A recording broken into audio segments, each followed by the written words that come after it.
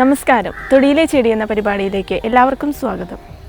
പുഷ്പവിപണിയിൽ പ്രത്യേകിച്ച് ഓണക്കാലത്ത് വളരെയധികം പ്രസക്തിയുള്ള ഒരു ഉദ്യാന സസ്യമായ വാടാമല്ലിയെക്കുറിച്ചാണ് ഇന്ന് നമ്മൾ പരിചയപ്പെടാൻ പോകുന്നത്. അമരാന്തേസി കുടുംബാംഗമായ ഈ സസ്യത്തിൻ്റെ ശാസ്ത്രീയ നാമം ഗോംഫ്രീന ഗ്ലോബോസ എന്നതാണ്. മനോഹരമായ ഒരു ഉദ്യാന സസ്യമാണ് വാടാമുല്ല. ഇതിൻ്റെ ജന്മദേശം അമേരിക്കയായിട്ടാണ് കണക്കാക്കപ്പെടുന്നത്. ബാച്ചിലേഴ്സ് ബട്ടൺ എന്ന് ഇംഗ്ലീഷിൽ വിശേഷിപ്പിക്കുന്ന ഈ സസ്യം എല്ലായിടത്തും കൃഷി ചെയ്തു വരുന്നു.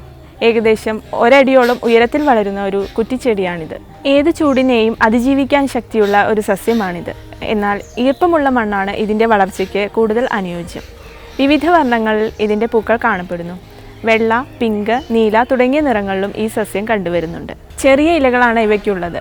തണ്ടും ഇലയും രോമാവൃതമാണ്. വിത്ത് വഴിയാണ് ഇതിൻ്റെ പുനരുൽപാദനം നടത്തുന്നത്. ഉദ്യാനങ്ങളെ ആകർഷകമാക്കുന്ന ഈ സസ്യം വ്യാവസായിക അടിസ്ഥാനത്തിലും കൃഷി ചെയ്തു വരുന്നു. ഓണക്കാലത്ത് പൂക്കളങ്ങൾ ഇടുന്നതിൽ ധാരാളമായി ഉപയോഗിച്ചു വരുന്ന ഈ സസ്യത്തിന് ചില ഔഷധ പ്രയോഗങ്ങൾ കൂടിയുണ്ട്. ഇത് പ്രധാനമായും അണുക്കളെ ഇല്ലാതാക്കുന്നതിനും പേൻ ശല്യത്തിനും ഉപയോഗിച്ചു വരുന്നു. ഇതിൻ്റെ കൂടുതൽ ഔഷധ പ്രയോഗങ്ങളെക്കുറിച്ച് ഡോക്ടർ CM ശ്രീകൃഷ്ണൻ നിങ്ങളോട് വിശദീകരിക്കുന്നതാണ്.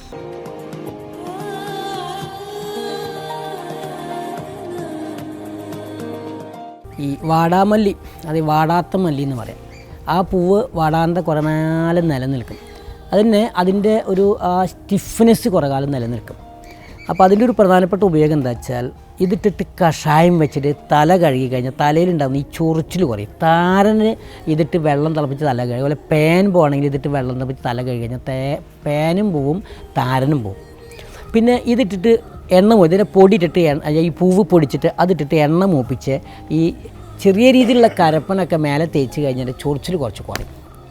പിന്നെ ഈ വലിയ ആൾക്കാരുണ്ടാകുന്ന ഈ ആനത്തൊലി എന്ന് പറഞ്ഞ കണ്ടീഷൻ ഉണ്ട്. ഈ ആനത്തൊലിയിൽ ഈ വാടാമല്ലിയുടെ പൂവ് എടുത്തിട്ട് വെണ്ണയിൽ ചാലിച്ച് പരട്ടി കഴിഞ്ഞാൽ ചൊറിച്ചിൽ കുറച്ച് കുറയും, ഒന്നും മൃദുവായിട്ട് മാറും.